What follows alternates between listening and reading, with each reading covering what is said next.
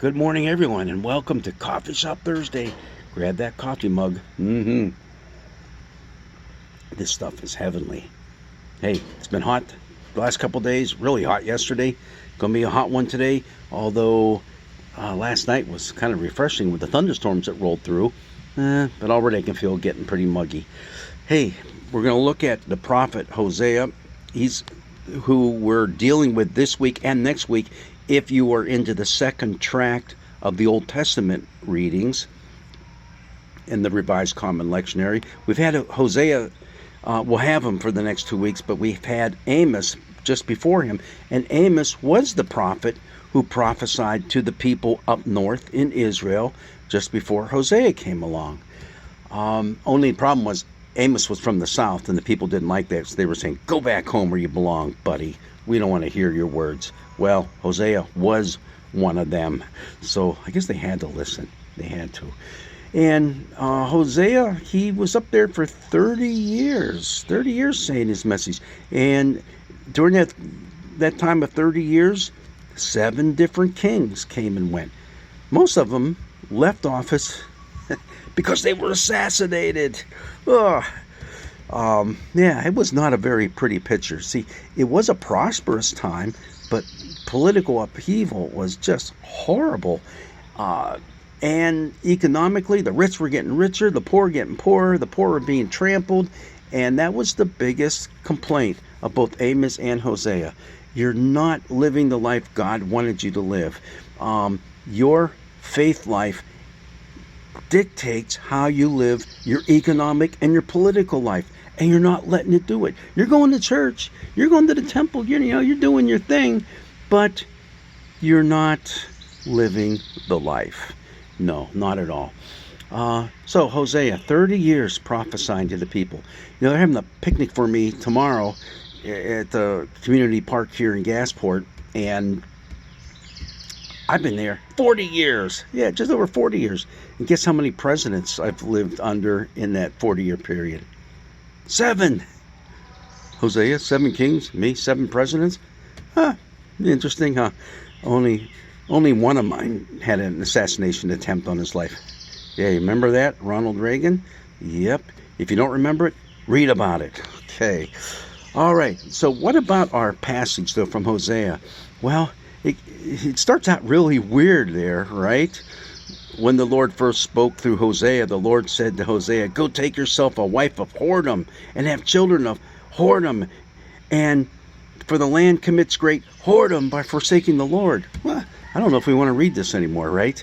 It's just getting crazier by the minute. But it gets even crazier when it starts talking about the kids that they had.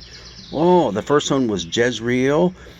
And now these names are all part of the story because it's a metaphor. It's a metaphor. It's talking about how God has made this covenant with his people, a marriage covenant.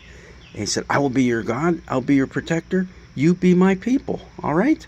Hey, faithfulness all around. Well, it's not happening because Israel is prostituting herself by going after other gods, especially Baal. The Canaanite god Baal was the god of fertility. And, you see where this is coming into play?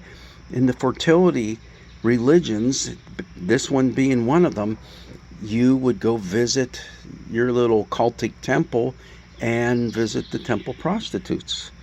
Yeah.